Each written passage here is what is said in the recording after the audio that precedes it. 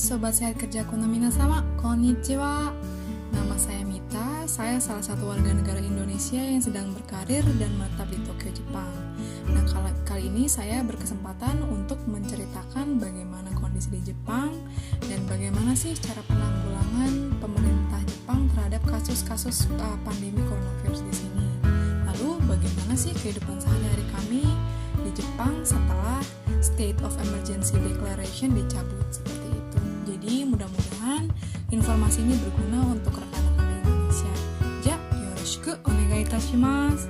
Setelah dicabutnya State of Emergency, beberapa regulasi diberlakukan di Jepang masih berlaku seperti penyaranan untuk melakukan work from home atau telework itu masih disarankan oleh pemerintah Jepang kepada beberapa perusahaan-perusahaan yang ada di kota-kota besar. Lalu immigration ban juga tetap dilaksanakan di dalam negeri Jepang untuk mengurangi kemungkinan penyebaran virus yang datang dari luar negeri. Tetapi beberapa minggu yang lalu Jepang mulai mencoba untuk membuka negara mereka untuk beberapa negara yang berhasil mengcontain jumlah kasus yang terjadi di negara tersebut, seperti misalnya Vietnam, Thailand, New Zealand, dan Australia. Tetapi perlu digarisbawahi hanya business purposes travel yang dibolehkan untuk tahap pertama. Jadi mungkin kita ekspektasi untuk travel untuk leisure seperti itu masih mungkin membutuhkan waktu yang lama untuk membuka negara Jepang terhadap negara-negara tetangga seperti itu.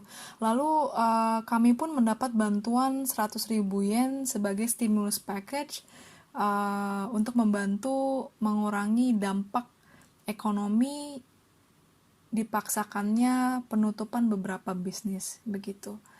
Lalu terdapat juga ada konsep yang dikenal dengan 3C ya atau 3C. Ini membutuhkan kerjasama dari pemerintah Jepang dan juga warga negara Jepang maupun ekspat yang tinggal di sini untuk menghindari closed spaces with poor ventilation, lalu crowded places, and close contact settings. Jadi closed spaces itu yang dimaksud seperti restoran ataupun karaoke bar seperti itu atau izakaya. Lalu crowded places seperti misalnya stasiun atau misalnya kantor seperti itu. Lalu close contact settings ketika kita misalnya berbelanja dan pergi ke supermarket lalu membayar sesuatu di kasir. Seperti yang mungkin istilah lainnya kita kenal dengan social distancing. Jadi untuk kegiatan orang-orang yang bekerja di Jepang, beberapa kantor diantaranya tetap disarankan untuk melakukan work from home ya atau telework.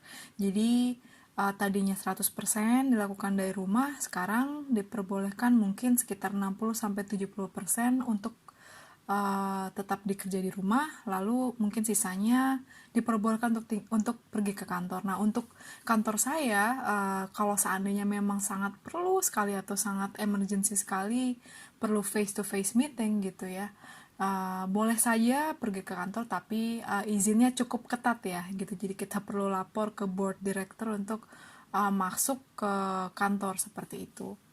Lalu untuk bisnis trip sendiri, kami dilarang untuk melakukan bisnis trip ke luar negeri, masih diperketat ya.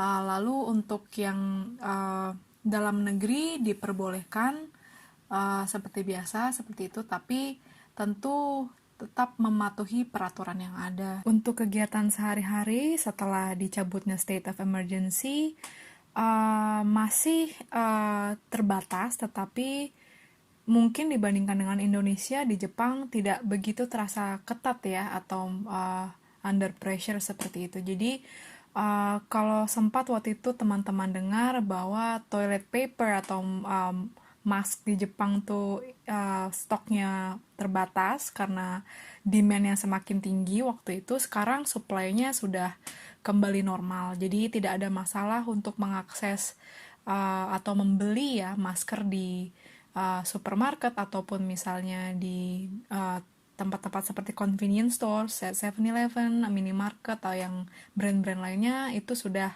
kembali normal. Lalu gimana sih kalau misalnya seandainya kita pergi ke grocery store gitu ya atau convenience store gitu kan. Nah, jadi kita harus memakai masker ketika masuk ya gitu. Jadi untuk beberapa department store atau convenience store gitu ya atau misalnya grocery store itu ada kadang layar TV untuk pengecekan suhu tubuh kita gitu. Jadi kita bisa bebas lihat sendiri kita berapa suhu tubuhnya tapi tidak dilakukan pengecekan satu persatu seperti itu. Kalau misalnya kita lihat di negara-negara tangga kan seperti misalnya pengecekan dengan alat pendeteksi tubuh ya gitu ya kayak laser seperti itu. Tapi kalau kami tidak dilakukan seperti itu gitu. Jadi berdasarkan kesadaran saja gitu. Jadi ada selain itu juga misalnya kita untuk melakukan pembayaran ke kasir. Nah, yang unik itu ada dikasih shield gitu ya di tempat kasirnya. Jadi ada lapisan plastik sehingga kita tidak terekspos langsung dengan udara pernapasan yang ada antara kita dan kasir seperti itu untuk membantu mengurangi air droplets yang mungkin keluar ketika kita melakukan interaksi ya dengan kasir. Lalu untuk social distancing itu kadang terdapat beberapa stiker yang menunjukkan jarak antara kita dan customer yang lain seperti itu. Jadi kita bisa melihat seberapa jauh sih kita mesti berdiri untuk mengantri misalnya. Lalu selain itu jam operasi supermarket, department store itu dibatasi menjadi lebih cepat. Jadi misalnya biasanya mereka tutup jam 10 atau jam 11 malam gitu. Jadi ditutup jam 8 malam atau jam 7 malam. Nah, tergantung dari beberapa perusahaan grocery store atau department store yang ada di Jepang. Lalu untuk convenience store sendiri, karena memang convenience store di Jepang ini sudah kayak kacang goreng ya, ada di mana-mana seperti itu, dan buka 24 jam.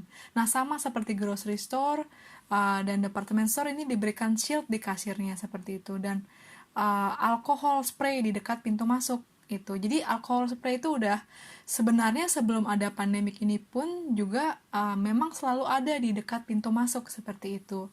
Seberapapun besarnya department store atau convenience store ini gitu.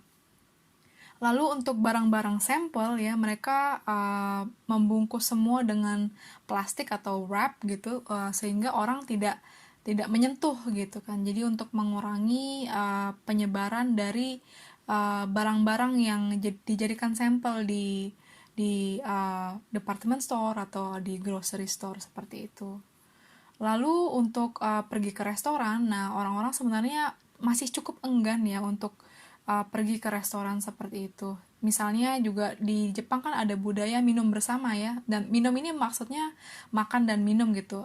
Jadi bisa minum mungkin alcohol beverage tapi tetap juga makan gitu sebagai ya sosial aja gitu.